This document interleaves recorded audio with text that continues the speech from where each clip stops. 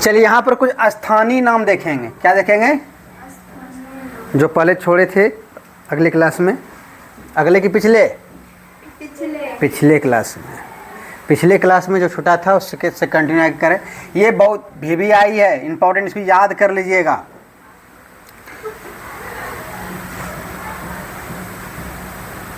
यहाँ पर दिखेगा उत्तरी पूर्वी भारत में जो चल कृषि को कहा जाता था झूम कृषि। कौन सा कृषि? झूम कृषि। इसका अन्य नाम भी हम देखे थे, कर्तन कृषि, याद है? ठीक है। उसके बाद मध्य अमेरिका और मैक्सिको में से क्या काश्ता है? मिल्पा काश्ता है। मध्य अमेरिका और मैक्सिको में, मध्य अमेरिका पता है ना? हैं? मध्य अमेरिका में और मैक्सिको में। उसके बाद मलेशिया, इंडोनेशिया, मलेशिया और इंडोनेशिया में से क्या काश्ता है? लदांग। तीन नाम आपको यहाँ पर क्या है याद रखना, झूम कृषि, मेल्पा और लदांग। और कुछ आपके एनसीईआरटी में अतिरिक्त है तो उनको भी आप देख लीजिएगा, ठीक है। लेकिन ये तीन बहुत इंपॉर्टेंट, इनको याद रखिएगा। अब अगला है गहन निर्वाह कृषि। यहाँ पर ध्यान, जहाँ पर ये निर्वाह रहेगा, तो निर्वाह का मतलब कल ही समझा दिए थे कि निर्वाह कृषि में क्या है कि वह कृषि जो खा पी करके अपने में ही क्या कर दे, समाप्त कर दे। यानी कि अपने निर्वाह के लिए कृषि किया जा रहा है, वाणिज्य यानी व्यापार के लिए नहीं, बाजार में बेचने के लिए नहीं, बल्कि अपने परिवार के लिए, अपने लिए, ठीक है। यहाँ पर एक गहन निर्वाह कृषि। गहन निर्वाह कृषि का मतलब क्या पर अब यहाँ पर है गहन, जहाँ पर कि आबादी क्या हो, यहाँ पर एक तो निर्वाह कृषि हो गया। हम जैसे निर्वाह कृषि हम देख लिए थे, जो झूम कृषि में हम देखे थे कि वहाँ पर भूमि कम रहता था, फसल का उत्पादन दर भी उतना नहीं होता था, जिस कारण से क्या होता था, फसल भी उत्पादन कम होता था, जिस कारण से वो उनका निर्वाह होकर के वो फसल शेष नहीं बच सकता। दूसरा क्या है, खेत है, ठीक है, लेकिन फसल भी वहाँ पर उग रहा है, उपजाऊ जमीन भी है, लेकिन आबादी बहुत ज़्यादा है वहाँ पर। क्या है? वहाँ पर आबादी बहुत ज़्यादा है, जिस कारण से वह सारा फसल उगा करके क्या करता है, अपने ही भरण पोषण में समाप्त कर देता है, ठीक है। तो इसे में गहन निर्वाह कृषि उस स्थान पर की जाती है जहाँ कृषि योग्य भूमि सीमित मात्रा में उपलब्ध हो, परंतु अत्यधिक जनसंख्या के कारण, यानी कि खेती बहुत है, जैसे गंगा का मैदान बहुत खेत है, लेकिन जनसंख्या भी क्या है, बहुत ज़्यादा है, उपलब्धता हो, परंतु अत्यधिक जनसंख्या के कारण खाद्यान्न की आवश्यकता क्या होती है, अधिक होती है। खाद्यान्न की आवश्यकता क्या होती है, अधिक होती है। इस प्रकार की कृषि मानसून एशियाई यानी कि के घने बसे देश जैसे चीन, Bharat, Bangladesh, Sri Lanka, Myanmar, Malaysia, Philippines आदि में की जाती है। जीविकोपार्जन कृषि के अंतर्गत चावल सबसे महत्वपूर्ण होता है। और यहाँ पर क्या क्या है कि जीविकोपार्जन की सबसे ज़्यादा महत्वपूर्ण फसल कौन सा है, चावल। तो क्वेश्चन पूछ सकता है जीविकोपार्जन की सबसे ज़्यादा महत्वपूर्ण कौन सी फसल है इन क्षेत्रों में, तो इन क्षेत्रों में क्या है, चावल है, ठीक है। तो यहाँ पर समझ में आया कि गहन निर्वाह कृषि कहेंगे, किसे कहेंगे।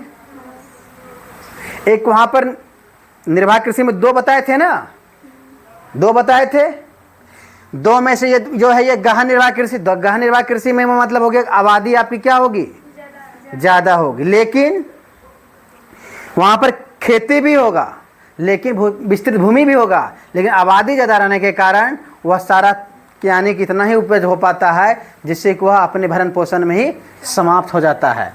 अगला है, अब यहाँ पर गहन निर्वाह कृषि भी दो प्रकार के होते हैं। एक ऐसे प्रदेश जहाँ पर कि चावल बहुत ज़्यादा होता है, चावल प्रधान गहन निर्वाह कृषि। चावल प्रधान का मतलब उस क्षेत्रों में चावल सबसे ज़्यादा होता है। हम लोगों के क्षेत्र में क्या है, चावल ज़्यादा होता है, गेहूँ भी होता है, सरसों भी हम लोगों के यहाँ होता है, तिलहन भी होता है, दलहन भी होता है, लेकिन सबसे ज़्यादा फसल कौन होता है, चावल। अभी देखिए अभी के मतलब सब कोई क्या लगाएगा, चावल लगाएगा। जैसे हम रबी फसल में घुसेंगे तो वहाँ पर कोई मक्का लगाएगा, तो कोई क्या लगाएगा, गेहूं लगाएगा तो कोई क्या लगाएगा, चना लगाएगा। तो यानी कि मक्का का अगर कहा जाए हमारे यहाँ कोई निश्चित फसल नहीं है, वो खरीफ फसल भी हो जाता है, वो रबी फसल भी हो जाता है, ठीक है। तो यहाँ पर चावल प्रधान, ऐसे कृषि में चावल मुख्य फसल होती है, मेन फसल क्या होता है, चावल होती है। अधिक जनघनत्व के कारण छोटे आकार के खेतों में कृषि अपने परिवार की सहायता से भूमि का उपयोग करते हैं। मतलब ऐसे क्षेत्रों में क्या होता है, परिवार अपने ही लोगों से, मतलब आबादी ज़्यादा होगा तो लोग जाकर के कृषि करेगा, इसमें जो है आपका मशीनों का उपयोग नहीं होगा, यानी कि श्रम प्रधान होगा। क्या होगा, श्रम प्रधान होगा। मजदूरों का यहाँ पर क्या होगा, अधिक महत्व होगा। इसमें मानव श्रम है ना, इसमें मानव श्रम का अधिक उपयोग होता है। उर्वरता के लिए पशुओं के गोबर खाद, हरी खाद का प्रयोग किया जाता है। प्रति इकाई उत्पादन अधिक होता है। यहाँ पर प्रति इकाई उत्पादन क्या होता है, अधिक होता है, लेकिन होने के बावजूद भी क्या होता है, यहाँ आबादी के कारण फसल अधिशेष नहीं बच पाता है, ठीक है। क्या बोले, हरी खाद। हरी खाद देखिए, जैसे कि हम लोग खाना बनाते हैं ना, खाना में जब बनाते हैं तो सब्जी काटते हैं, तो सब्जी का बहुत सारा ऐसा प्रोडक्ट है जो कि हम नहीं बनाते। जैसे गोभी के ऊपर फूल बनाते हैं, कुछ छोटे छोटे खिच्चे जो डंठल होते हैं उनके बनाते हैं, शेष क्या हो गया, फेंक देते हैं। ऐसे चीज़ों को, यानी कि जो कट करके बचा, जो काट करके, यानी कि फसल को हटा लिए, मतलब धान का फसल हटा, धान काट कर के निकाल लिए, उनका जो पुआल बचा, ठीक है। या फिर घास होता है ना, जो खेत में घास होता है, तो घास को भी लोग क्या करता है, उसी में सड़ा दिया जाता है, ठीक है। हाँ, मूंग सबको जो किए वो हरी फसल में जाएगा, मतलब हरी खाद में जाएगा। जो हमारे सब्जी जो उगा, सब्जी का जो मतलब वेस्ट प्रोडक्ट जो बच जाता है, जो बर्बाद हो जाता है, उनको क्या करें, गला करके सड़ा करके क्या कर दें, उनका मतलब खाद बना लें और उनको खाद को हम डाल दें। यानी कि खाद्य पदार्थों का जो हम उपभोग कर सकते उसको उपभोग करें, जो अवशिष्ट बच जा रहा है उनका हम क्या कर लें, खाद। दो स्थिति हो जाएगा, एक तो कचरा नहीं फैलेगा, गंदगी नहीं होगा, और उसका क्या हो जाएगा, हमें खाद भी प्राप्त हो जाएगा, हमारा खेत को उर्वरता भी मिल जाएगा। समझे, यही होता है हरी खाद। समझ में आया हरी खाद। चावल रहित निर्वाह कृषि। चावल रहित निर्वाह कृषि में यहाँ पर क्या होगा, जहाँ वर्षा कम होती है। अब जहाँ वर्षा कम होगा, कैसे, धान के लिए पानी ज़्यादा चाहिए ना, तो जहाँ वर्षा कम होती है ऐसे क्षेत्रों में इस प्रकार की खेती की जाती है। इन क्षेत्रों में फसल कौन सी खेती कैसे है, गेहूँ, सोयाबीन, जौ आदि। देखते हैं ना हम लोग, जब गेहूँ जिसमें उगा रहे होते हैं, वर्षा जितना अभी होता है उसमें उतना होता है नहीं, अगर उतना वर्षा होगा तो गेहूँ खराब हो जाएगा, ठीक है। मानसूनी एशिया के अनेक भागों में धरातली एवं जलवायु की भिन्नता के कारण, धरातली एवं जलवायु भिन्नता के कारण धान की फसल उगाना संभव नहीं है, जिस कारण अन्य फसल उगाई जाती है। जैसे उत्तरी चीन में गेहूं, मंचूरिया और कोरिया में सोयाबीन, जौ, जापान सिंधु के क्षेत्रों में जो है आपका गेहूं, दक्षिण पश्चिम शुष्क भागों में ज्वार और बाजरा। इन क्षेत्रों में, यानी यहाँ पर भौगोलिक परिस्थितियाँ, पानी हो रहा है लेकिन भूमि ऐसे है, कैसे उस पर पानी रुक पाएगा। धरातली, वही तो धरातल का मतलब, धरातल में क्या है, वो है मैदान प्लेन होगा उसमें पानी रह जाएगा, लेकिन धरातल ऊंचा है। धरातलीय कारण, धरातली कारण मतलब धरातल के आकार के कारण से, प्लेन होगा ऐसे हो जाएगा नहीं, क्योंकि पानी ठहरेगा ही नहीं, ठीक है। तो वैसे क्षेत्रों में बागानी कृषि कैसा, चाय वगैरह का आगे पढ़ेंगे, जहां पर ऐसे होगा क्या होगा, चाय वगैरह का। फिर क्या होता है कि बहुत सारे क्षेत्रों में क्या होता है, वह उनके लिए अनुकूल नहीं होता है, तो ऐसे में हम क्या करते हैं, ये सब फसलों का उत्पादन हम करते हैं, ठीक है। तो समझ में आया। तो भौगोलिक कारण भी इनके लिए क्या होता है, उत्तरदायी होता है। समझ में आया कि नहीं आया। यहाँ पर मानसूनी एशिया के अनेक भागों में, यानी मानसूनी क्षेत्र है, वहां पर वर्षा भी है, लेकिन धरातली एवं जलवायु के कारण वहां पर मानसूनी क्षेत्र है, लेकिन वर्षा इधर ही खत्म हो जा रहा है, जाते जाते वर्षा खत्म हो गया। हल्का वर्षा, मतलब हल्का वर्षा के लिए फसल कौन चाहिए, गेहूं, मक्का, वहाँ पर वह फसल लगेगा। सोयाबीन, मूंगफली, ये सब लगेगा। जब लगेगा तो सीजन आएगा तो हाँ, इसी सीजन में दोनों सीजन में जैसे हम लोग हाँ हाँ हाँ, बहुत क्षेत्रों में जो है ना हमारे से धान आप देखें तीनों सालों भर धान लगता है। धान जो होता है उनको तापमान धान को अगर अनुकूल मिल गया तो चलेगा। रांची जी में हम जहाँ पर रह रहे थे, रांची के बगल में, वो एक साल में 3 बार फसल काटता था धान का, लगाता था, काटता था, फिर लगाता था, क्योंकि उसमें पानी भरते रहता था। ठीक है, वैसे गेहूं होता है। गेहूं की फसल जब हम आगे पढ़ाएंगे, खास करके जब कॉम्पिटिटिव एग्जाम में, तो वहाँ पर गेहूं के भी प्रकार जब डीप से पढ़िए। गेहूं का प्रकार होता है हार्ड गेहूं, सॉफ्ट गेहूं, ठीक है। वैसे मक्का में भी होता है स्वीट कॉर्न, मक्के की भी कई प्रकार। हार्ड गेहूं का मतलब क्या होगा? जहाँ पर शुष्क जलवायु होगा, ठीक है, सूखा, तो उसका गेहूं क्या होगा? हार्ड होगा। सॉफ्ट गेहूं कहाँ होगा? जहाँ का पानी इतना भी नहीं, बहुत ज़्यादा नहीं, मात्रा है नहीं। समझ में आया?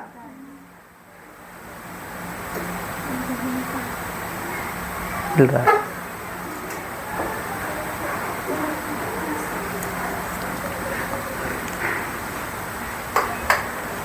चलिए, तो यहां तक समझ में आया?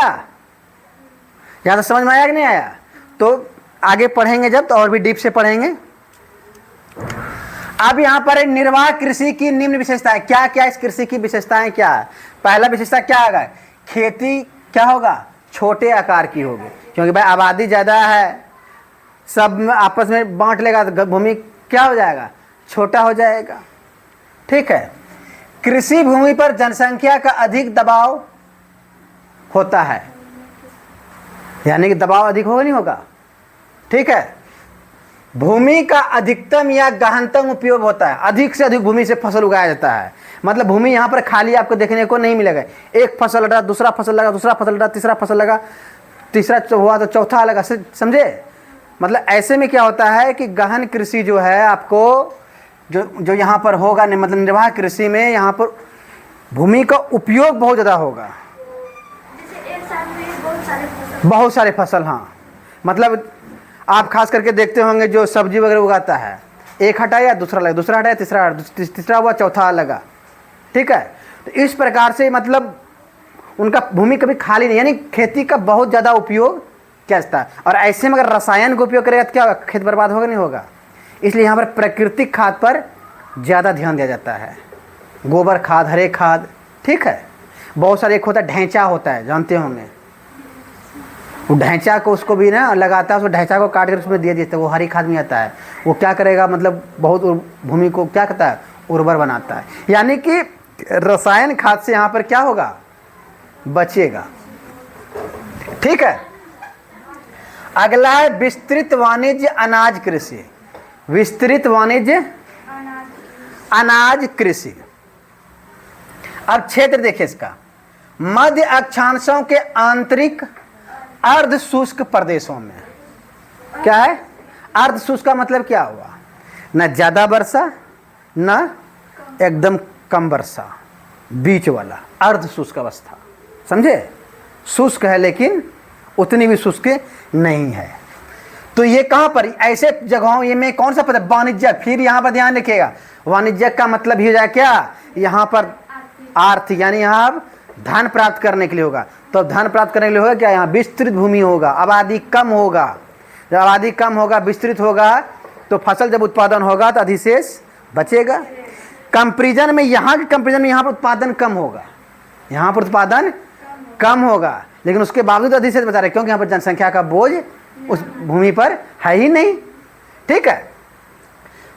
ये किन क्षेत्र? मध्य अक्षांशों के आंतरिक अर्ध शुष्क प्रदेशों में। मध्य अक्षांश बताए थे ना, 23.5 डिग्री से 66.5 डिग्री का क्षेत्र क्या कहलाता था? मध्य अक्षांश। उत्तरी गोलार्ध में, वैसे 23.5 डिग्री 66.5 डिग्री दक्षिणी गोलार्ध में ये क्षेत्र क्या कहलाता था? मध्य अक्षांश। इन क्षेत्रों में यह देखने को आपको क्या होता है? मिलता है। समझ में आ गया? इनके प्रमुख फसल क्या होंगे? गेहूं, अन्य फसल है मक्का, जौ, राई, जई। जौ एक ऐसा फसल है, ये किसी भी मौसम में हो जाता है। ये जौ एक ऐसा फसल है बालू पे भी देखते हैं छीट देते हैं तो बालू में भी गाछ होता है नवरात्रा में। आए इस टाइम में भी हो जाएगा। इस तो इसमें गला लगेगा, इसमें भी लगाएगा ना, जिसमें भी हो जाएगा, इसमें भी हो जाएगा। ठीक है, चलिए इसके प्रमुख फसल देख लिए। अब इनकी विशेषताएं देखते हैं। खेत इसका क्या होता है, बहुत बड़ा होता है, बड़े बड़े भूखंड होगा।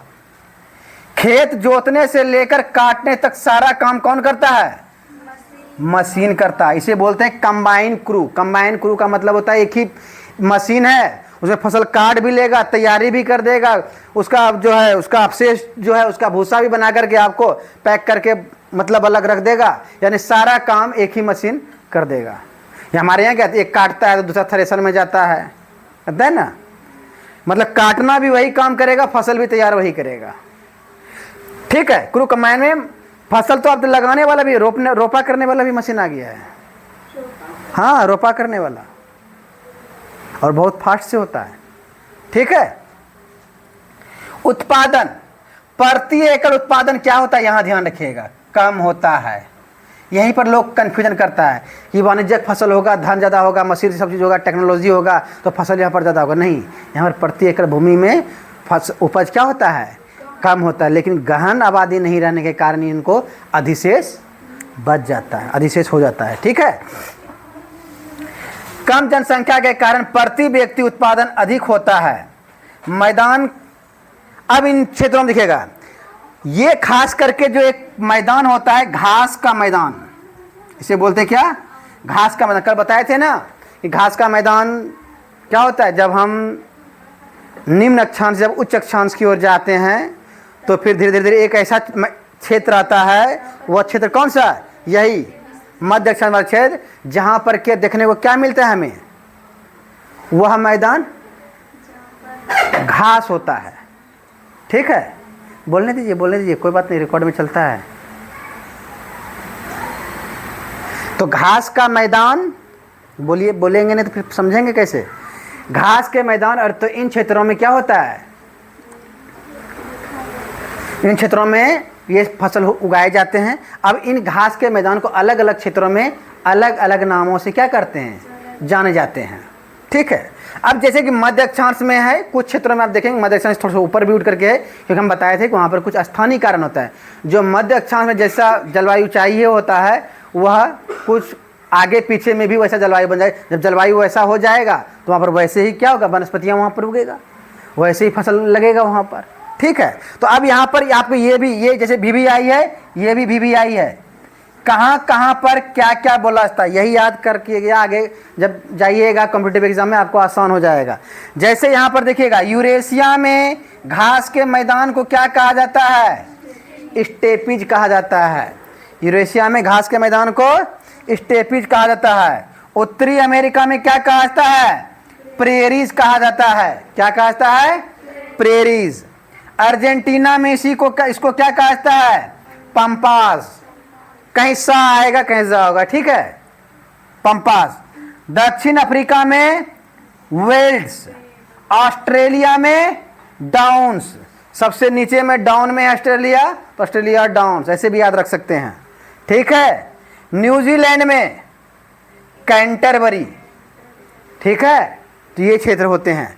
अब आगे देखेंगे हम मिश्रित कृषि।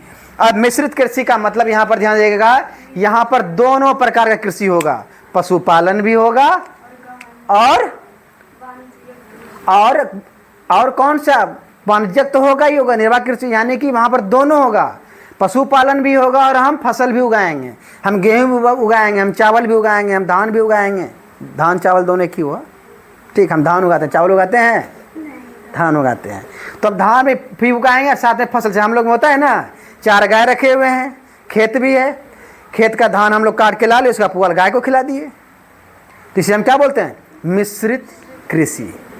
यानी कि यहाँ पर दोनों गुण मिलेगा, जानवर भी मिलेगा और साथ में खेती भी होगा। ठीक है, मिश्रित कृषि में अगला देखेंगे तकनीक। क्या देखेंगे, तकनीक, यानी कि टेक्नोलॉजी का इसमें क्या होगा, ज़्यादा उपयोग होगा या फिर कम उपयोग होगा, इन पर हम बातें करेंगे। सस्यवर्तन, यह एक शब्द है आपका सस्यवर्तन, यानी कि क्रॉप रोटेशन। सस्यवर्तन पहले क्या ये समझे, सस्यवर्तन का मतलब होता है जो हम फसल लगाएंगे परिवर्तित करके। परिवर्तित करने का मतलब क्या, इस बार अगर गेहूं लगाए तो नेक्स्ट वर्ष में क्या लगाएंगे, दलहन का उत्पादन लगाएं। ठीक है, दलहन में भी कई प्रकार के उत्पादन को चेंज करके चावल धान का खेती लगाएं, तो इससे क्या होता है, मिट्टी की उर्वरता क्या होता है, बना रहता है। ठीक है, इसी को बोला जाता है सस्यवर्तन। मतलब फसल को बदल बदल कर लगाना। एक ही प्रकार के अगर फसल लगाएंगे तो उसका उत्पादन क्या हो जाएगा, कम हो। क्यों कम होगा, क्योंकि उर्वरा शक्ति कम हो जाता है इससे। और जब चेंज करते हैं तो आप बायो में पढ़े होंगे कि दलहन जब हम उगाते हैं तो उनके जड़ में बहुत सारे ऐसे बैक्टीरिया होते हैं जो कि उनको उर्वरा क्या करता है, प्रदान करता है। ठीक है, तो इसलिए फसल को क्या करके लगाना चाहिए, चेंज करके लगाना चाहिए। सस्यवर्धन और अंतः फसली कृषि, यहाँ एक शब्द है अंतः कृषि फसलें। अंतः कृषि फसल का मतलब यहाँ पर होता है क्या, एक तो क्रॉप परिवर्तित करके समझ गए, रोटेशन करके। एक क्या होता है, एक ही खेत में एक से ज्यादा फसल उगाना। आप लोग देखे होंगे कि बहुत लोग क्या होता है, आलू लगाता है, आलू देखें, और आलू ठीक थोड़ा सा अब होता है भरने उरने का, जब होता है भरा जाता है तो उसके बीच में जो है, जो गड़ारी है उसके बीच में लगा देता है मक्के का। देखें क्या हुआ, आलू हो गया, तब तक आलू होते होते मक्का भी हो गया। यानी उसमें फसलों की फसल होने का क्या हो जाएगा, बढ़ जाएगा। एक तो परिवर्तन भी होगा, फसल नया फसल भी आ गया, और दूसरा बात क्या हो गया, एक ही खेत में कई फसलें उगाया जा सकता है। खेत यहाँ पर खाली आपका नहीं रहेगा। तो यहाँ पर दो शब्द यहाँ पर है, सस्यवर्तन। सस्यवर्तन का मतलब क्या होता है, फसल को परिवर्तित करके। और यहाँ पर अंतः फसल का मतलब होता है एक ही खेत में एक से ज्यादा फसल लगाना, एक ही खेत में। समझ में आ गया।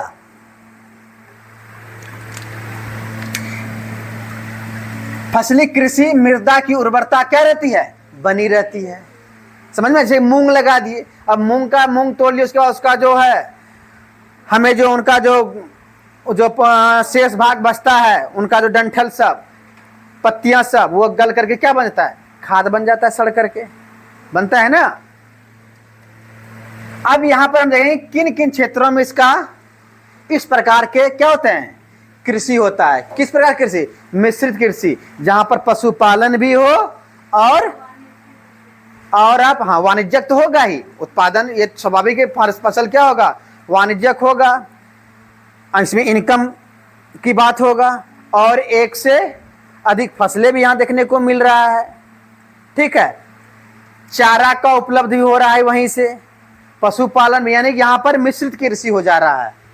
ठीक है, क्षेत्र से के बात करें तो उत्तरी पश्चिमी यूरोप, कहां पर, उत्तरी पश्चिमी यूरोप, उत्तर ऊपर हो गया और पश्चिम, उत्तरी पश्चिम का यूरोपीय क्षेत्र में क्या होता है, इस प्रकार की कृषि होता है।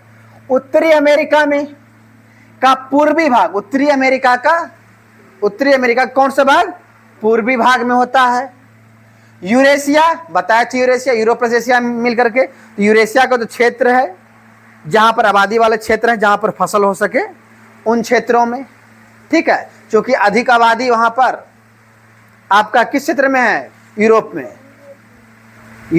वाले भागों में है, रसिया का। ठीक है, कि कुछ भागों में होता है।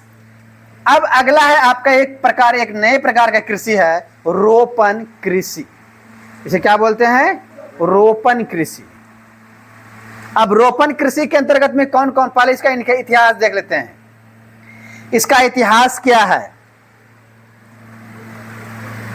थोड़ा सा परिभाषा देख लेते हैं पहले। रोपण कृषि क्या है, रोपण कृषि एक व्यापारिक कृषि है। क्या है, व्यापारिक कृषि। जहां शब्द आ गया व्यापारिक, वाणिज्यक, वहां पर क्या होगा, पैसे का बात होगा। यहाँ पर धन ज्यादा खर्च होगा, पूंजी प्रदान होगा, और इसमें आमदनी भी ज्यादा होगा।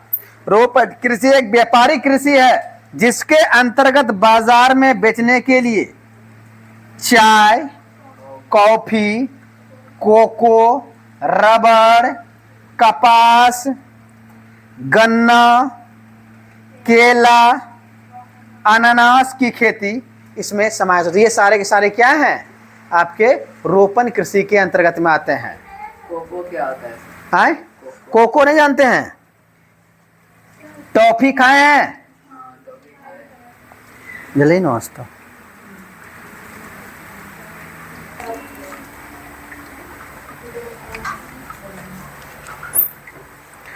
चलिए अब इनका इतिहास देख लेते रोपण कृषि का। यूरोपीय उपनिवेश ने इसकी शुरुआत की थी। कोको तो बता दिए, कोको जो टॉफी होता है ना, टॉफी जो खाते हैं कोको से निर्मित होता है। ठीक है,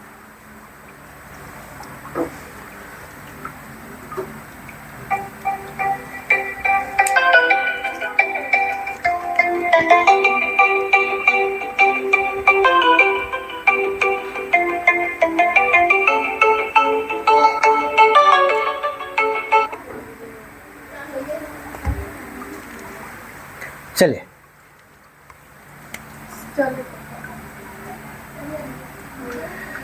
अब इनकी बात करें कहाँ से हुआ था। यूरोपीय उपनिवेशों ने इनका क्या क्या था, शुरुआत क्या था, कौन से, रोपण कृषि का। कौन कौन किया था, जैसे फ्रांसीसी।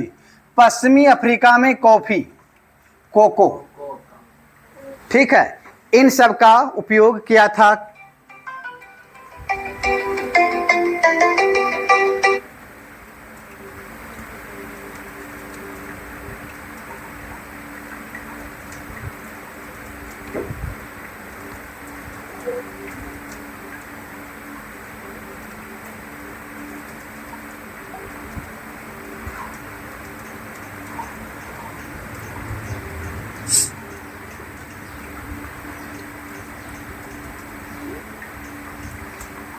चलिए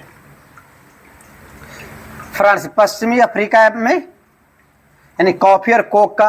ब्रिटिश ने में जो है भारत में और श्रीलंका में चाय, मलेशिया में रबड़, द्वीप समूह यानी छोटे छोटे द्वीपीय क्षेत्रों में केले वगैरह, गन्ना और केले, इन सब का क्या क्या था, फसल स्टार्ट किया था। स्पेनिश या अमेरिका ने फिलीपींस में नारियल और गन्ना का। डच ने इंडोनेशिया में क्या है, गन्ने का। ठीक है, एक यहां पर एक चीजें हैं, एक शब्द है आपका फेजेंडा। ये बहुत इंपॉर्टेंट VVI है।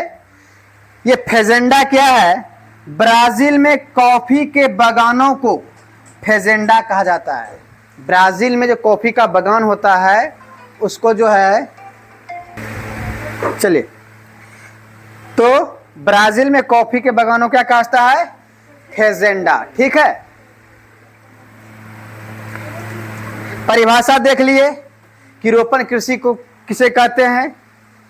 ठीक है, रोपण कृषि की कुछ मुख्य विशेषताएं हैं। रोपण कृषि की क्या है, मुख्य विशेषताएं। रोपण कृषि में यहां पर सीधा समझ जाइए, यहां पर सीधा उन फसलों को सीधे हम बेच देते हैं। ठीक है, सिर्फ नकदी फसल जैसे होता है, नकदी फसल यानी कि खेत से निकाल और सीधे बिके, सीधे पैसे हमको आ गया। ठीक है, यानी इसको प्रोसेस नहीं करना पड़ता है। ठीक है, तो रोपण कृषि हम देख लिए। वैसे चाय वगैरह रोपण कृषि, उसको प्रोसेसिंग करना पड़ता है। चाय की पत्तियों को अगर रोपण कृषि की बात करें और मतलब नकदी फसलें में थोड़ा सा अंतर होता है। ठीक है, ये ध्यान रखिए। नकदी फसल में क्या होता है कि सीधे वह फसल निकाले और वो उनसे हमें सीधा नगद प्राप्त हो गया। ठीक है, और यहाँ पर रोपण कृषि में क्या होता है कि हम पौधे को क्या करते हैं, रोपते हैं। उनमें से कौन कौन से हैं, गन्ना, केला, अनानास, कॉफी, रबर, कोक, ये सारे के सारे क्या हैं, रोपण कृषि है। अब रोपण कृषि के खेत के आकार यानी इसकी विशेषताएं हम देखें, पहले देखेंगे खेत का आकार कैसा होगा इसका। इसमें कृषि क्षेत्र यानी बागान का आकार बहुत क्या होता है, बड़ा होता है। बता दीजिए इसको। तो बागान का में भूमि का भूखंड क्या होता है, बड़े बड़े भूखंड होते हैं इसमें। ठीक है, पूंजी निवेश, इसमें पूंजी यानी कि धन का क्या होता है, बहुत ही ज्यादा लागत। यानी लागत बहुत ज़्यादा होता है, धन ज़्यादा इसमें लगता है, ठीक है, खर्च ज़्यादा होता है। बागानों की स्थापना व उन्हें चलाने व रख रखाव के लिए अधिक पूंजी की क्या होती है, आवश्यकता होती है। उसके बाद है तकनीकी वैज्ञानिक विधियां। इसमें जो है तकनीक का यानी टेक्नोलॉजी का और वैज्ञानिक तरीके से इनका क्या कहता है, फसल को उगाया जाता है। जैसे कि बीटी कॉटन, तो तकनीकी रूप से एक नए प्रकार का किस्म का बीज तैयार किया जाता है कपास के, और उस कपास में क्या होता है, तकनीकी तौर पर चेंज करते हैं, उस बीज में कीड़ा नहीं लगता है। अगर कीड़ा लगेगा तो कीड़ा अपने आप मर जाएगा, ठीक है। तकनीक के द्वारा उनको क्या कहता है, तैयार किया जाता है उनके बीजों को। उसके बीजों में ऐसा तकनीक यानी टेक्नोलॉजी के माध्यम से ऐसे जीन में परिवर्तन कर दिया जाता है जिससे कि अगर उन पर कीड़ा आए तो एक ऐसा पदार्थ निकाले जिससे कीड़ा क्या हो जाए, मर जाए, ठीक है। तो कीड़ा मर जाएगा, कीड़ा लगेगा नहीं तो फसल अच्छा होगा नहीं होगा। यहाँ पर टेक्नोलॉजी का उपयोग किया जाता है, तकनीक का उपयोग किया जाता है। इसमें उच्च प्रबंध तकनीक आधार तथा वैज्ञानिक विधियों का प्रयोग किया जाता है। उसे वैज्ञानिक विधियों में उनकी मिट्टियों की जांच समय समय पर होती रहती है, पोषक तत्वों की मात्रा है कि नहीं है, कौन से पोषक तत्वों की मात्रा कम हो गया तो उसमें पोषक तत्व उसको मुहैया कराया जाए। यानी वैज्ञानिक भी और तकनीकी तौर पे भी उनमें क्या कहता है, चेंज किया जाता है। तो तकनीक में समझाए ना, जो उनमें क्या कहते हैं, बीटी कॉटन होता है। बीटी कॉटन में एक मतलब जो होता है कपास, बीटी कपास जो होता है उसमें उसके जीन में यानी कि उनके जो जीन बनाया जो होता है उसमें एक विशेष प्रकार का जीन चेंज कर देता है। उसमें क्या होगा, उसमें एक पदार्थ निकालेगा, पत्तियों पर होगा, और जैसे ही अगर कपास को नष्ट करने वाला कीड़ा लगेगा वो कीड़ा को ही क्या कर देगा, मार देगा। जो पदार्थ निकलता है पदार्थ खाएगा, आकर्षित करता है कीड़ा को, और कीड़ा मर जाएगा। तो जब कीड़ा रहेगा ही नहीं तो कपास खूब अच्छा होगा नहीं होगा। बैगन में आप देखते हैं, बैगन में कीड़ा लगता है ना, कीड़ा लगता है बैगन में, देखते हैं आप रात में बनाइए अगर बैगन तो बहुत चला भी जाता है। अब ऐसे हो जाएगा कि वो एक प्रकार का क्या करेगा, पदार्थ उत्पन्न करेगा और कीड़ा उसी को खाएगा और मर जाएगा। तो बैगन क्या होगा, एक नंबर बैगन होगा। आँख भी बंद कर रहे हैं, मोबाइल चला रहे हैं, बैगन काट के डाल दिए उसमें, ठीक है। उसके बाद बैगन में कीड़ा लगने के बाद बैगन पूरे नष्ट हो जाता है, खेत नष्ट होता है, वहाँ पर नष्ट नहीं होगा, उत्पादन क्या होगा, बहुत ज़्यादा होगा, ठीक है। तो हम यहाँ पर बागानी कृषि की बात करते हैं। बागानी कृषि में चाय के उत्पादन के लिए, अनानास के उत्पादन के लिए, रबर को, इसी इन सब चीज़ों के लिए जिन जिन चीज़ों के लिए आवश्यकता है उनमें चेंजिंग किया जाता है, ठीक है। एक फसली कृषि, यह फसल की विशेषता यह भी है कि यह साल में एक ही फसल देगा आपको। गन्ना देखते हैं, लगाते हैं तो पूरे साल में एक ही बार होता है, 2 बार काटते हैं, ठंड के मौसम में काटते हैं हम लोग ना, ठीक है। वैसे ही अन्य फसल जो है साल में ये क्या देता है, बागानी कृषि एक बार फसल देता है, एकल फसल। यह एक फसली कृषि है जिसमें एक फसल के उत्पादन पर ही ध्यान दिया जाता है। श्रम यहाँ लाज वाला नहीं है बल्कि मेहनत वाला, ठीक है। इसमें काफी श्रमिकों की आवश्यकता होती है। श्रम स्थानीय लोगों से प्राप्त किया जाता है, यानी कि आसपास के जो लोग होते हैं वही लोग इसमें क्या करते हैं, मजदूरी करते हैं, काम करते हैं, ठीक है। वैसे बाहर से भी लोग आकर के काम करते हैं, लेकिन अधिकतर स्थानीय लोगों को वहाँ पर क्या मिलता है, अवसर मिलता है कि वो लोग कार्य करें। परिवहन के साधन, अब मान लीजिए जो सामान इसका माल उत्पादित होगा, इनको बाजार तक पहुँचाने की व्यवस्था भी तो होनी चाहिए ना, ये व्यवस्था होती है। परिवहन के साधन सुचारू रूप से विकसित होते हैं जिसके द्वारा बागान एवं बाजार भली प्रकार से जुड़े रहते हैं। अगर मान ली चाय निकला और चाय ग्राहकों तक पहुंचा ही नहीं, चाय ग्राहक पिएगा ही नहीं, तो चाय उत्पादन करके क्या फायदा होगा। तो उसके लिए चाय को मार्केट में, बाजार तक लाना होगा, दुकानों तक लाना होगा, तब ना हम दुकान से जा करके चाय खरीद करके ला करके पियेंगे, ठीक है। केतारी में अगर केतारी गन्ना उगा रहे हैं तो गन्ना में जो उसका उत्पादन हो रहा है, गुड़ हो रहा है, चीनी हो रहा है, तो चीनी उद्योग तक पहुंचे या आवागमन, तब ना उद्योग में चीनी बनेगा, गुड़ बनेगा, ठीक है। अब ये किन किन क्षेत्रों में इनका उत्पादन होता है। इस कृषि को यूरोपीय एवं अमेरिकी लोगों ने अपने अधीन उष्ण कटिबंधीय उपनिवेश में स्थापित किया। किन क्षेत्रों में, उष्णकटिबंधीय। उष्णकटिबंधीय का मतलब आपका निम्न अक्षांश से लेकर के 23.5 डिग्री के जो बीच का जो क्षेत्र है वह क्या अच्छा क्षेत्र कहलाता है? उष्णकटिबंधीय।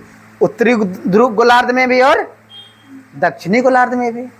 ठीक है, तो यहाँ पर और खास करके कौन? यूरोपीय एवं अमेरिकी लोगों ने इन क्षेत्रों में। ठीक है, अगला आप देखेंगे डेयरी कृषि। कौन सा कृषि? डेयरी कृषि। डेयरी कृषि में जो है यहाँ पर क्या होगा? यह एक विशेष प्रकार की कृषि है जिसके अंतर्गत पशुओं को दूध के लिए पाला जाता है। पशुओं को किसके लिए पाला जाता है?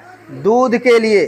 और उनके स्वास्थ्य, प्रजनन एवं चिकित्सा पर विशेष ध्यान दिया जाता है। तो स्वाभाविक है, तो ये भी क्या होगा? पूंजी प्रदान होगा कि नहीं होगा? इसमें भी धन की आवश्यकता होगी कि नहीं होगा? एक हम चलवासी कृषि देखे थे, इसमें कोई धन का आवश्यकता था ना? चलवासी पशुपालन भी देखे थे, वहां पर भी हम धन की आवश्यकता नहीं पड़ रहा था। लेकिन यहाँ पर क्यों आवश्यकता पड़ेगा? इनके प्रजनन के लिए। प्रजनन के लिए अच्छे नस्ल का क्या होगा? अच्छे नस्ल के जो दुधारू पशुओं का खोज करना होगा। अब अच्छे नस्ल के जो जानवर होंगे, यानी कि जो नस्ल के गाय होंगे, अच्छे नस्ल के जो सांड होगा, उनका वीर्य क्या करेगा? क्रॉस करा करके नई किस्म के पशुओं को क्या करेगा? उत्पन्न करेगा। तो डेयरी कृषि में देख लिए, यह एक विशेष प्रकार का क्या है? कृषि है जिसके अंतर्गत पशुओं के दूध के लिए क्या क्या पाला जाता है। और इसमें क्या होगा? पूंजी ज्यादा लगेगा। इसी के संदर्भ में हमारे यहाँ श्वेत क्रांति हुआ था। तो पूछ देगा श्वेत क्रांति किससे संबंधित है? तो दुग्ध उत्पादन या फिर डेयरी कृषि से संबंधित है। ठीक है, अब डेयरी कृषि की हम क्या देखेंगे? विशेषताएं देखेंगे।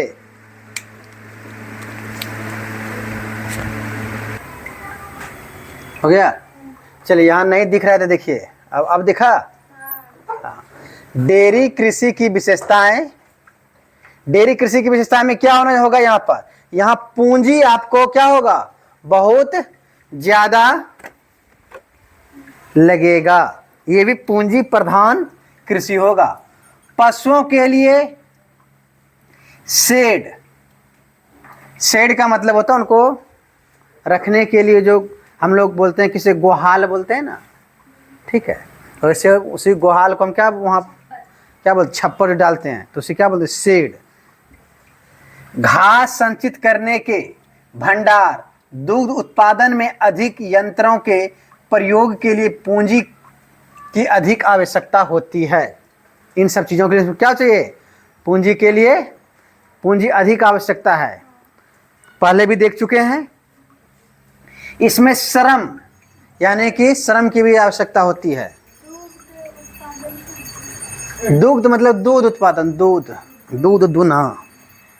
ठीक है, पशुओं को चराने, दूध निकालने आदि कार्यों के लिए वर्ष भर श्रम की आवश्यकता होती है। ऐसा है, खेती में तो हम अभी धान उगा लेंगे, 2-3 महीने धान के लिए कटेंगे, फिर क्या हो जाता है? किसान बैठ जाता है, उनके पास रोजगार नहीं था। लेकिन पशुपालन में रोजगार सालों भर है। ऐसा है कि 2 महीना गाय को नानी घर भेज देंगे, जान उन सबको नानी घर, हम आराम करेंगे, फिर 2 महीने के बाद नानी घर से गाय सब आ जाएंगे।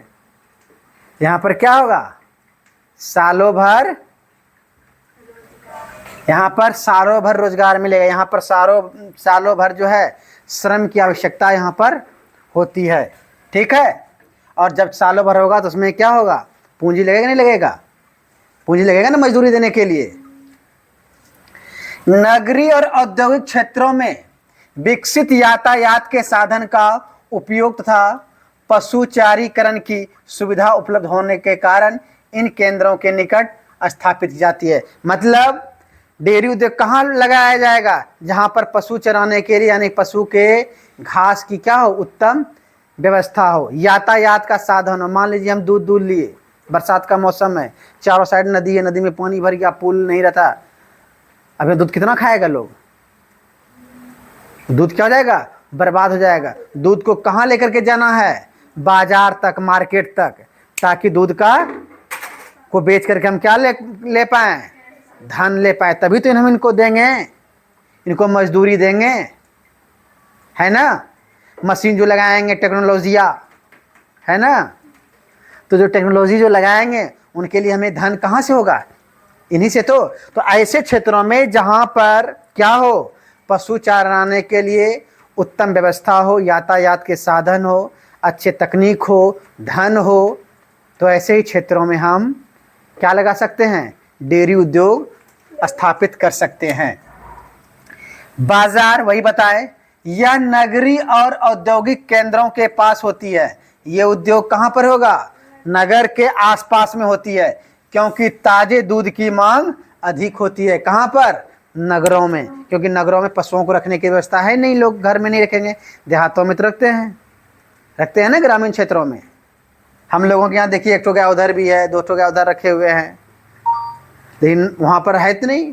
वहाँ पर शहरों में क्या है, फ्लैट है, एक ही बिल्डिंग में जो है 50 परिवार 100 परिवार रह रहा है, 2 ठो कमरा है, 1 ठो और है आराम फरमाने के लिए, गेस्ट उस्ट आया, इससे ज़्यादा था नहीं। अब गाय को कहाँ रखेंगे, 3 मंजिला 4 मंजिला 5 मंजिला 10 मंजिला 12 मंजिला, वहाँ पर गाय को ले जाकर रखेंगे नहीं ना, ठीक है।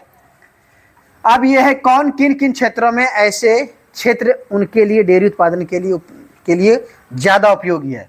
उत्तर पश्चिम यूरोप में सबसे बड़ा क्षेत्र है। कौन सा क्षेत्र में, उत्तर पश्चिम यूरोप में, कनाडा देश में,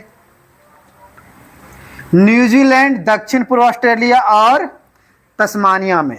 और आपको मालूम होना चाहिए कि विश्व में सबसे ज़्यादा दूध उत्पादन हमारे भारत में होता है। कहाँ होता है, भारत में, और उसका उपभोग भी सबसे ज़्यादा हमारे यहाँ आता है। और भारत में अगर राज्यों की बात करें तो दूध उत्पादन में राज्य, सबसे बड़ा राज्य कौन है, उत्तर प्रदेश, दूध उत्पादन में, ठीक है, ये ध्यान रखिएगा। अब एक नए प्रकार की कृषि है, भूमध्य सागरीय कृषि, ठीक है। अब यहाँ पर चूंकि भूमध्य सागरीय कृषि है, तो भूमध्य सागरीय कृषि हम कल आपको क्लास में एक मैप पे बताएंगे कि वह एक मानसूनी क्षेत्र होता है, ठीक है, कि किन क्षेत्रों में कौन से फसल होते हैं। चूँकि आपके इसमें चैप्टर में दिया नहीं है, हम उनको डायग्राम पे बढ़िया से आपको क्या करेंगे, समझा देंगे, बता देंगे, ठीक है। तो भूमध्य सागरीय कृषि, भूमध्य सागरीय कृषि क्या होता है कि भूमध्य सागरीय जलवायु क्षेत्र है। जलवायु का मतलब तो वहाँ का मौसम जो होता है, भूमध्य सागर है ना, भूमध्य सागर, उनके आसपास के क्षेत्रों के जैसा वातावरण होना चाहिए, उसको नाम रखा गया भूमध्य सागर। लेकिन ऐसा नहीं भूमध्य सागर के आसपास ही, अन्य क्षेत्रों में भी पाया जाता है। कारण क्या है कि वहाँ पर भूमध्य सागर क्षेत्रों में क्या होता है कि ठंड के दिन में वर्षा पड़ता है। नॉर्मली हम लोग में क्या, गर्म के मौसम में वर्षा पड़ता है ना, इस जलवायु प्रदेश में ठंड के समय में वर्षा पड़ता है भूमध्य सागरीय में। और जहाँ पर ठंड के समय में वर्षा पड़े, उन क्षेत्रों में खट्टे फलों का उत्पादन जबरदस्त होता है। खट्टे फलों में नारंगी, संतरा, मौसमी सब देखते हैं ना, नींबू, ये सब जो होता है वहाँ पर ज़बरदस्त होगा। इसके बाद रसभरी फल में से अंगूर, अंगूर का खेती बहुत ज़बरदस्त होगा। हमारे यहाँ महुआ का दारू चलता है, वहाँ अंगूर का दारू चलता है। दारू समझते हैं ना, शराब, हमारे यहाँ महुआ का चलता है ना, वहाँ अंगूर का चलता है। और अंगूर का भी शराब कौन, टोटी लगा हुआ है, टोटी खोलिए, आहा पी लीजिए, टोटी बंद कर दीजिए, कोई बोलने वाला नहीं है। पॉकेट में चखना लेके जाइए अपना, बस पार्टी समय ऐसे ही होता है। हाँ, ऐसा नहीं कि एकदम पी के एकदम लुढ़क गए वहीं पर, हाँ कर दिए मुँह, ऐसा भी नहीं करना, ठीक है। तो अंगूर, एक शराब का नाम जानते होंगे आप, शैंपेन, शैंपेन, शैंपेन सुने हैं ना। खास करके वो सेलिब्रिटी लोग जो कोई विजय विजय में, मतलब क्रिकेट में जीतता होता है ना, देखते हैं खोल करके उड़ाता है, एकदम पूरा तेजी से उड़ता है। वो हम बोलता है कि 2,500-3 हज़ार रुपया से बेसी होगा, 4,000 रुपये, 3,000 4,000 रुपया पर बॉटल पड़ता है, ठीक है, शैंपेन।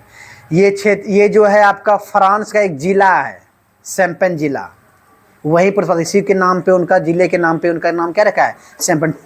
विश्व के टॉप शराबों में से वह एक शराब माना जाता है शैंपेन, ठीक है, जो कि शैंपेन ज़िले में। वह किससे बनता है, अंगूर से। तो ऐसे उत्पादन से वहाँ पर क्या मिलेगा आपको, शराब। अंगूर खाइए, बढ़िया किस्म के शराब से अंगूर बनता है, घटिया किस्म के शराब से नहीं, बढ़िया। और घटिया अंगूर का क्या बनता है? सुखा के किशमिश, मुनक्का। ठीक है, मुनक्का और किशमिश में अंतर समझते हैं? किशमिश के अंदर में बीज नहीं होगा, मुनक्का के अंदर में बीज होता है, बस बेसिक अंतर यही है। मोटा मोटी खाने में एक ही जैसा होता है, समझे? कुछ अभिषेक समझा कीजिए, नहीं तो खाते हैं तो कम से कम लाकर खिलाया पिलाया कीजिए, तभी सीखिएगा। ठीक है, तो भूमध्य सागरीय एक जलवायु प्रदेश है जहां पर क्या होता है? ठंडे के समय में बारिश होता है, और उसी समय क्या होता है कि रस भरे फल लगते हैं और उसमें रस भरता है। ठीक है, तो यह एक बहुत विशेष तरह का व्यापारिक खेती है। और यहाँ पर क्या, अब भाई नींबू कितना खाएगा लोग, अंगूर कितना खाएगा लोग? तो यह खास करके खाना के लिए कम उगाया जाता है, बल्कि मार्केट में बेचने के लिए ज्यादा उगाया जाता है। खेती है जो उन इलाकों में की जाती है जहां सर्दियों में बारिश होती है और गर्मियां में क्या होता है? सूखा रहता है, शुष्क रहता है। ठीक है, ऐसे क्षेत्रों में जो जिन क्षेत्रों में सर्दियों में बारिश हो, गर्म शुष्क होता है, ऐसे क्षेत्रों को क्या बोलते हैं? भूमध्य सागरीय जलवायु प्रदेश। ठीक है, हम बताएं कई प्रकार के आपके जलवायु प्रदेश हैं। जैसे कि अगर बात करें साइबेरियन तुल्य जलवायु प्रदेश, स्टेपी तुल्य जलवायु प्रदेश, भूमध्य सागरीय जलवायु प्रदेश, मरुस्थलीय प्रदेश, चीन तुल्य जलवायु प्रदेश। मतलब इस प्रकार के हम पूरे डायग्राम में आपको बताएंगे कि कैसे कहाँ पर आप सीधा जाकर के मैप में आप देख सकते हैं, खोज सकते हैं, एकदम आसानी से बता देंगे। आप आंख बंद करके अच्छा यहाँ पर होगा, यहाँ पर होगा। ठीक है, वर्ल्ड का मैप है, थोड़ा बनाइएगा, देखिएगा, तभी तो पता चलेगा।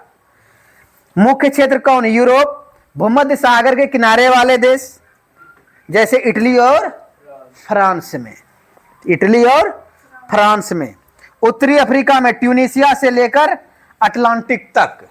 ठीक है, ये मैप में आप जाकर के देखिएगा, ट्यूनीशिया से लेकर अटलांटिक तक, अटलांटिक महासागर। ठीक है, तो वहां से आप देखिएगा वो क्षेत्र। पहले कल डायग्राम बता देंगे, डायग्राम में बस जैसे बताएंगे तो आप जाकर सीधा आंख मुड़नेगा, ऐसे कीजिएगा, अच्छा ये वाला क्षेत्र होगा, वहां एकदम आपको मिल ही जाएगा, मिले वो चीजें। ठीक है, दक्षिण कैलिफोर्निया में, मध्य चिली में और ऑस्ट्रेलिया के दक्षिणी पश्चिमी भागों में पाया जाता है इस प्रकार के फसल। इनकी विशेषताएं क्या है? खट्टे फलों की यहाँ पर क्या होती है? भरमार होती है। यह खेती विश्व में खट्टे फलों के लिए सबसे ज्यादा मशहूर होता है। यह खेती जो है विश्व में खट्टे फलों के लिए क्या होता है? सबसे ज्यादा मशहूर होता है। यहाँ संतरा, अंजीर, जैतून बहुत ही ज्यादा मात्रा में क्या किया जाता है? उगाया जाता है। जैतून से जैतून का तेल भी निकाला जाता है, उनका भी उपयोग होता है। ठीक है, जैतून होता है, जैतून से दिखा देंगे आपको। ठीक है, आपके व्हाट्सएप पे भेज देंगे जैतून का वृक्ष। ठीक है, देख लीजिएगा। अंगूर की खेती इस क्षेत्र में सबसे बड़ी पहचान किसकी खेती से है? अंगूर की खेती से है। अच्छे दर्जे के अंगूर से शराब बनाई जाती है। आहा, सुरा बनाया जाता है। पीजिए और क्या कीजिए? ऐश कीजिए। कहा जाता है फ्रांस को सुरा और सुंदरी का देश कहा जाता है। सुरा का मतलब शराब और वहाँ सुंदरी लोग भी हैं, समझ गए? हाँ, जिसको आप लोग बोलते हैं सुंदर लड़की बोलते हैं ना, जिसके पीछे पागल होते हैं ना? नहीं होते हैं? अच्छा, अच्छी बात है। अच्छे दर्जे के अंगूर से क्या बनेगा? शराब बनता है। कम अच्छे दर्जे वाले से को अंगूर को सुखाकर क्या बनाया जाता है? मुनक्का और किशमिश। तो मुनक्का किशमिश में अंतर वही अंगूर है, एक बीज वाला एक बिना बीज वाला। उसके बाद शीतकालीन वर्षा, यहाँ की विशेषताएं क्या है बताए थे पहले भी। यहाँ की जलवायु फसलों के लिए बहुत फायदेमंद है, क्योंकि यहाँ सर्दियों में बारिश होती है जिससे फलों में रस भरते हैं। बाजारों के लिए खेती, ये खेती किसके लिए होता है? बाजार के लिए होता है। किसान यह खेती खुद के उपभोग के लिए नहीं करते, बल्कि बाजार में बेचने के लिए करते हैं। यहाँ के फल और उससे निर्मित सामग्री जैसे जैतून का तेल, बताएं जैतून से तेल निकाला जाता है, पूरी दुनिया में क्या क्या जाता है? निर्यात किया जाता है।